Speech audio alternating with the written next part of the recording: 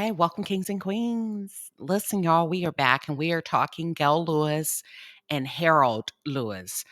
Throughout the commentary, sometimes I get excited when I'm on a roll, and I noticed in a previous video, some of you came through the chat and you were like, his name is not Howard. Listen, just roll with me. You know who I'm talking about. But I had to come back. Harold modified his life insurance policy to, I'm gonna just tell you what he's doing, but I'm just gonna go with what she wrote out.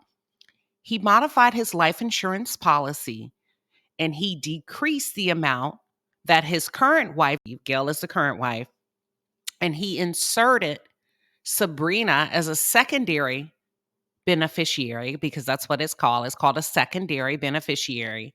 And she would also receive 50%. So he's splitting it 50-50. Now, a lot of you were like, oh my gosh, how dare he? How dare he? This is wrong. It's not. It's perfectly legal. What he has done is perfectly legal. Okay. And I'm going to tell you something. Gail, the writing is on the wall. This is just the beginning. Your husband, soon to be ex-husband, is playing chess and not checkers with you.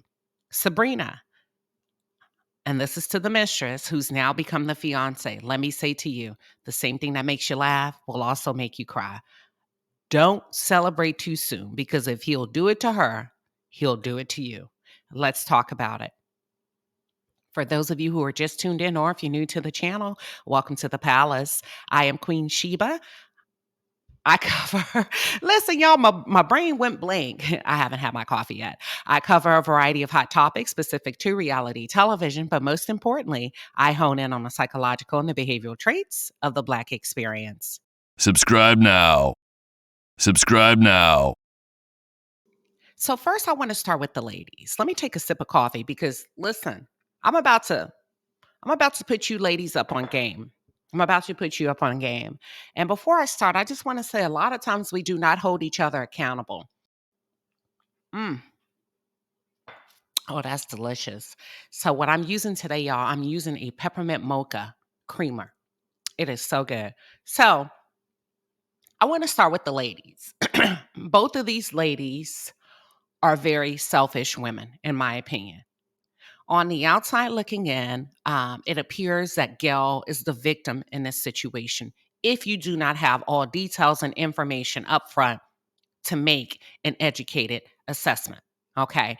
Both of these women have created their own crazy. Both of these women have similar characteristics, qualities, and traits to the degree that they almost look alike. Okay. They almost look alike. And when I did a little bit of research on them both, they both are socialites. They both are socialites. Now, I'm going to say something that's going to sound crazy as hell. And it's going to be an ouch moment. And this is no tea, no shade. It's just what it is. Neither one of them seems to be bringing anything to the table, outside of just being a beautiful woman. Why do you say that, Queen Sheba? We're going to get into it. That's why I said both of them are selfish, and I feel like both of them have set themselves up for failure when it comes to this man.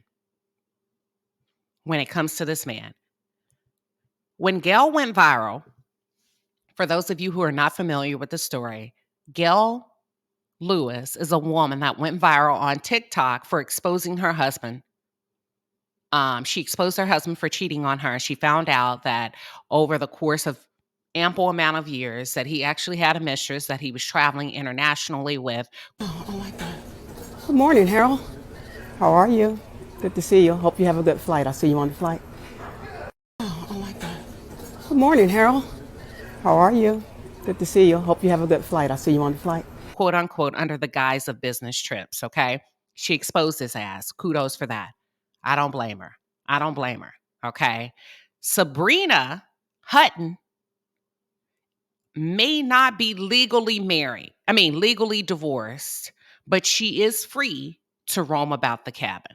I'll leave that there, okay? She is not currently in an entanglement but she may not be legally divorced or could be working on that, okay? But she's free to roam about the cabin. When she met Harold, Sabrina, the mistress, she knew he was married, yet she entered the relationship anyway. When Gail met Harold, she knew he was married, yet she entered the relationship anyway with a list of requirements. That's why I say they both have seemed to create their own crazy. You've opened up the atmosphere to reap the seeds that you've sown, both of you. Sabrina, it's just not your time yet. Okay. Not your time yet. And I'm sure, Sabrina, you probably feel a little bit more safe because he's older. Listen, he is who he is, and wherever he goes, there he is. This man will continue to do what he does as long as he has the money that will give him the access to the women and the access to the coochie. Okay. Right now, Sabrina, you are the chosen one. But don't get it confused and think that he's over his player ways because he's pillow talk with you about his current wife and he's putting you on that life insurance policy at the time as a second beneficiary. It is all smoke and mirrors. Gail, you played yourself. You played yourself, number one, when you decided to move forward with a man that was married. I don't give a damn how many requirements, how many conversations you had with him regarding he needs to leave. You need to leave your wife. You need to leave. Why does he need to leave? How come you couldn't exit stage left the moment and the day that you found out he was married? As opposed to you need to leave her and then come back to me. No, ma'am, that's not what we do to each other as women. But let's just say some women say, well, if he's married, he does need to leave if he wants to be with me. That should be a telltale sign. He's literally giving you the playbook of how things are going to play out in your future with him. It may not happen today. It may not happen tomorrow. But eventually, if you were to ask Gail if she knew then what she knows now, would she have thought that Harold would have done her dirty like he did his first wife to be with her? She probably would have said no. But in hindsight, I guess, you know what? Shit. I never looked at it like that. You should. You should. Because if they do it to them, they'll do it to you. Now, you played yourself because you did not set yourself up financially to have a future.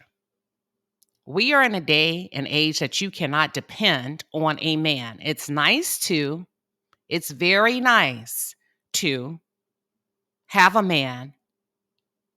And if he requires that you do not work as a woman and you stay home and you give birth to his kids and he wants you to be somewhat traditional, somewhat submissive, look at the things that she got.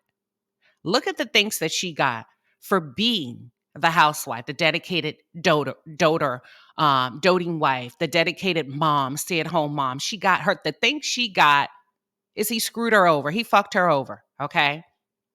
He's literally, I'm going to be honest with you, left her with nothing. And I know, in some of the documents, it says that he's going to pay the mortgage, the taxes, the HOA. He's going to give her $15,000 a month. 5,000 of that would be in cash. He's going to leave her a $1 million life insurance policy. You guys, pause. He can amend that life insurance policy as many times as he wishes because he is the policy owner. That's the first place she went wrong. How come many of you as women do not own your policies on your spouses? How come?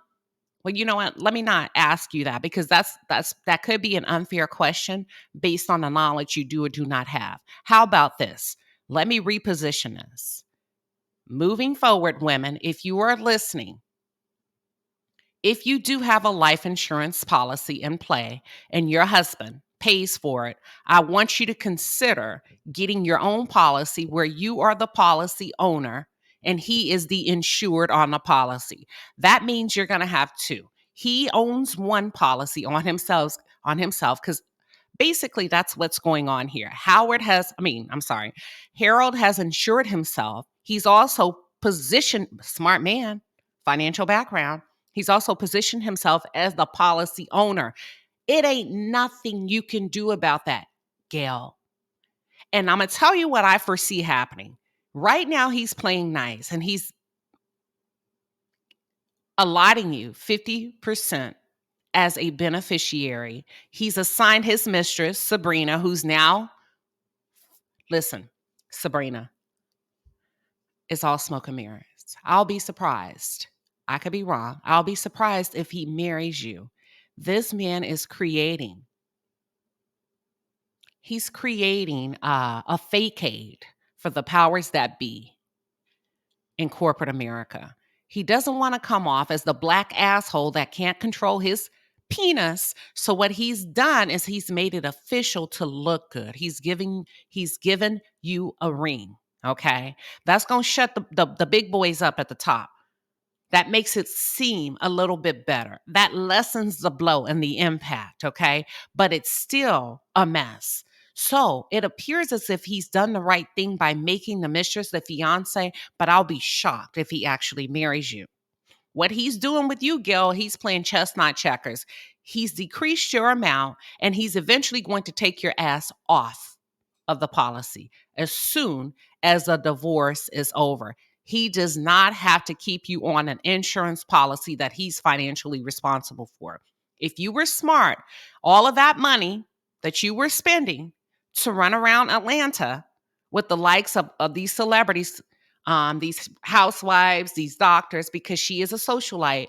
Listen, y'all, they've been married for 26, 28 years. Let me tell you something. Depending on the age of each person in the marriage, you could easily get a $500,000 policy of life insurance from New York Life. If your spouse is in their 30s, as a man, it'll cost you maybe $30 a month, if that. If your wife is in her 30s to 40s, women's policies are a little bit more expensive. Don't ask me why. It'll cost you, what, 35? So there's no reason that Gail should not have had a policy on her husband. You became too comfortable and you failed to set yourself up for success as a woman. And a lot of women do it all the time. And it's a huge mistake. It's a huge mistake because you see the things that you've received from that. He's not even adhering to the verbal agreement. Now, he isn't mandated by the court to give her anything at this point. These are just things that he said he would do in a text, yet he's failed to deliver. So if you think he's about to give you anything, you have lost your mind. He's not, because he's not a good person. Any man that will leave his wife for no reason because he said you were a challenge is not a good person. He left you. According to you, y'all weren't having any problems. He's never had you at the forefront of his mind to protect. That's why you don't really know what the finances are. That's why it took you forever to learn that this woman was running up the credit card into the sum of $70,000. This man cares about nobody but himself. The prestige that he has from being a financial advisor and making the amount of money that he makes has given him a level of self-esteem, a level of confidence that he didn't have when you say he was the fat black boy that you met, okay? He's going to continue to shit on women. That's why I said, Sabrina, the same thing that makes you laugh will make you cry. Gail, you failed yourself. You failed yourself. He's giving you 7 years to sell that house. My question to you is, how many years are left on the mortgage?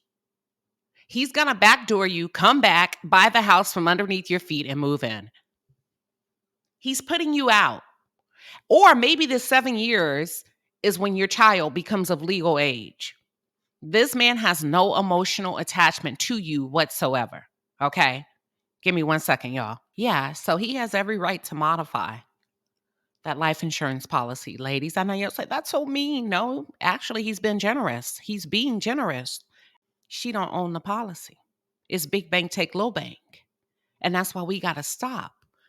It's nice. I'm not going to say, hell, it's wrong for a woman to want to be taken care of, but you better check under the hood and kick the tire a few times. You better know who you getting in bed with. You better look at how things start in these relationships. If you take him from another woman with your eyes closed, then don't you dare set yourself up to expect to be treated like a queen when you came in like a hoe. I know it's early, but I'm coming in because women, you've got to start taking responsibilities for the crazy that you are creating in your lives. Gail, you took the ball and you ran with it, and I'm pretty sure it was a good run. But guess what? The curtains are closed. It's time to go home. You failed yourself all these years by not setting yourself up financially. You're an able-bodied person. You're a beautiful woman. There's no reason that you should not have worked. There's no reason you should not have created, designed, used your creativity, your innovation to run your own business, to set up a nonprofit, to do something with yourself outside of depending on a man to take care of you. You have to massage your talents and your gifts. Let me tell you something. I'm going to tell you something about men. They'll tell you all day, I don't want you to work. They'll tell you all day, I want to take care of you. But at the same time, you risk the chance of him treating you like shit too, because now you become a bill. Now you become a liability. Not all men, not all, but a lot of them, after a while, begin to see you as a nuisance. They start to talk to you crazy, ignore you, come in the house. You're not exciting to them anymore because now you are another invoice that he has to check off every month, something that he has to take care of. What are your thoughts, y'all? I told y'all a story a while back, a couple of months ago, about what my grandpa did. My grandpa cheated on my grandma. And my grandma, listen, she wouldn't putting up with that shit. Beautiful woman. She said, "You want to play? Let's play." She left. Go ahead. Because what you not finna do is cheat on me during my best years. So my grandmother said, "No, I'm going to cut the cord. I'm going to give you to her. And I'm finna go out here and utilize my youth to have a good time and live my life." And that's what she did. And she handed my grandpa over to the mistress. He ended up marrying the mistress. They were married for 50 years. 3 to 4 months ago, my grandfather passed away. Y'all, when I tell you, baby, plot twist, why did he revoke all of his wife's rights as power of attorney? Why did he revoke any living wills that he had and removed her from receiving anything? Because he said you cannot trust a woman that will cheat with you while you're married. Really, sir? And this woman was heartbroken because she gave him her all for 50 years, only to find out that on his deathbed, he was playing chess and not checkers. So I'm just letting you ladies know. And I'm not talking about those of you that are in healthy relationships. You met, everything was on the up and up. You're single, he's single. I'm talking about the Jezebels that somehow you've managed to convince yourself that you are different and the rules do not apply to you. And karma does not apply to you. And you're different. You're better than her. I can love you better than she can. All of that. No, what goes up must come down. Same thing makes you laugh will make you cry. And Sabrina, you see how long it took Gail to find out. Don't think because he's old, you got a hand up over him. You don't. This is an old, wise player. This is an old, wise player. This is the same kind that'll kiss you on the cheek and sell you for 50 pieces of silver.